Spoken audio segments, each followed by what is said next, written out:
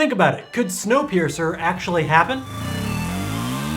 Hi, I'm Dylan. If you haven't seen Snowpiercer, you definitely should. It's a really awesome international film about a train that is humanity's last source for survival in a post-ice apocalypse world. Yes, it's a lot better than it sounds. The train is powered by an infinite source of energy. It has different carts for food and water production, has a Hunger Games-esque class system, but most importantly, it has Chris Evans aboard. That dude is hot. Remember that? Let's start with the apocalypse. In Snowpiercer, climate change has led to the atmosphere being too hot to bear. So to counter this, scientists and people release a special artificial coolant into the air called CW7. And surprise, surprise, it went too far and froze everything.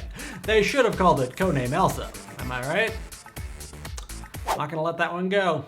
According to research by Don J. Easterbrook, as we continue to experience climate change, we're actually currently probably in a cooling cycle, and there's a very small possibility that we could actually enter into another ice age. We likely won't see the atmosphere's temperature rising to the point of needing Elsa anytime soon, let alone in the time frame given in the movie, but there still could be an apocalypse. The Clathrate gun hypothesis is the theory that as the temperatures in the oceans rise, they will release a massive amount of frozen methane on the bottom of the ocean, which could warm our atmosphere to the point of our extinction.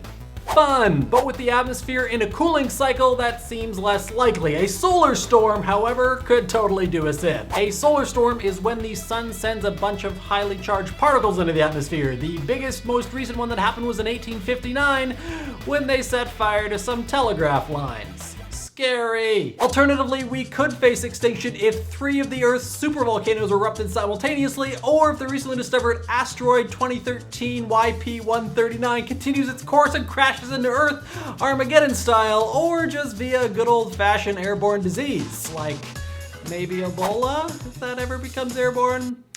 Now I'm sad. Okay, now that we have our apocalypse, we need a train. Before we tackle Perpetual Motion, is there already a train that goes all the way around the world? Around the World in 53 Days is a massive rail trip that starts in London, then goes across the USA, and then goes across China and Russia, and then finally ends back up in London. Unfortunately, however, you do need to fly across both oceans, so this won't do. In the movie, they never actually cross the Atlantic Ocean, but they do, however, cross the Pacific Ocean at the Bering Strait. You know, the crossing between Alaska and Russia, a train route that the United States, Russia, and China are currently considering taking part in. Snowpiercer's route isn't entirely impossible. The only ones that aren't really there are the ones that go over or underwater, the ones in northern Canada, and through some parts of Africa. If they do connect Russia and Alaska, the only thing standing in the way of a world-traveling train would be politics. Okay, so we pretty much have our route, but do we have our train? Fish, poultry, horses, and circus animals have been transported via stock trains since 1870. If we linked a bunch of those up with some of the top luxury trains in the world, we'd have a pretty Snowpiercer-like train. Not forgetting, of course, to link up some terrible Toronto subway cars for the poor people.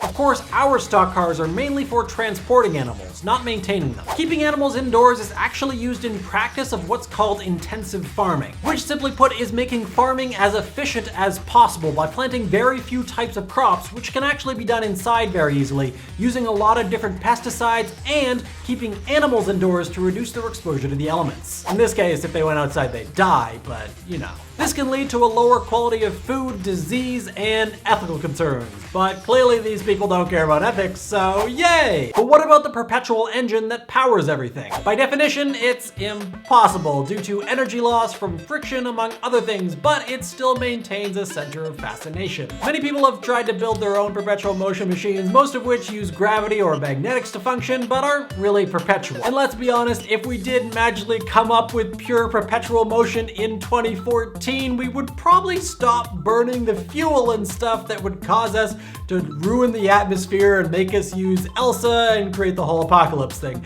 And really, why would we let one train of all things have the only perpetual motion machine in existence? Even with an infinite energy source, all it takes is one person to mess up and accidentally kill the cow or the chickens, or for 2 guys to accidentally damage the water purifier by shooting at each other from across the train like a bunch of dicks, or for the conductor to take a corner too sharply for the whole thing to come crumbling to a freezing halt. I have to mention that in all my research, I could not for the life of me find a train with a pool in it. Who would have thought that a moving pool would be the most sci-fi part of this movie. But what about its population? Would such a small population be able to survive and prosper? For that question, be sure to click right over here to head on over to my video from last week where I talk about Hyrule's tiny population. What do you guys think? Is Snowpiercer possible, and where would you fit on the class system? Let me know in the comments, and if you haven't already, be sure to click right on my face to subscribe, or at least think about it.